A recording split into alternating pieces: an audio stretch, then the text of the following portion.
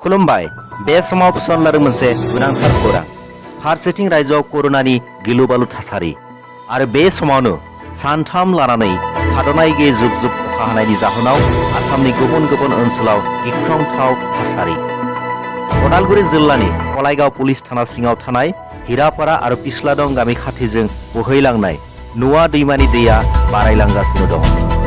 जायखिजाया समाव लोमसावनानै खाथि खाला ओनसोलाव गिथाव बाथाव थासारि सोमजिहोनो हागौ। बेखिनियावनो मोनसे मख'जाथाव बाथ्रा थांनाय बोसोराव नुवा दैमानि हिरापारा खाथि ओनसोलाव थानाय मोनसे दैमानि दिंग्रायखौ जावनानै दैमानि लामाखौ थिजा खालामनाय जादोंमोन आरो बल्डार पिचिं एबा अन्थाइनि बान्दो थुनाय खामानि लाबोनाय जादोंमोन। नाथाय ठेकेदारा खामानिखौ मोजाङै मावफुंनायनि थाखाय दिनैसिम खामानिया आद्रा जानानै थालाङो। बोसोरफ्रोमबो खैफोद सोमजिहोनाय बे ओनसोलाव गोजौ मानथाखोनि माथावरि होनायनि गोनांथि दं।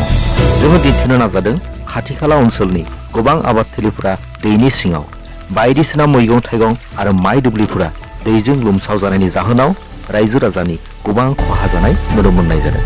ठेकेदारा बल्डार पिचिं खामानिखौ मोजाङै मावफुंनानै होयैनि थाखाय रायजो राजाया दुखु फोरमायदों आरो खुद्रि होदों। लोगोसे कलाइगावनि हाबिभाङा गामियावबो अटियामारि दैमानि हा खुरखानाय नुनो मोननाय जादों। जायखिजाया समावनो बे ओनसोलावबो खैफोद नुजाथिनो हागौ। गिलु-बालु थासारिखौ नुनानै ओनसोलनि आबादारि रायजो राजाफोरा गिलुं गिलुंयै समफोरखौ हगारो। News desk report republic.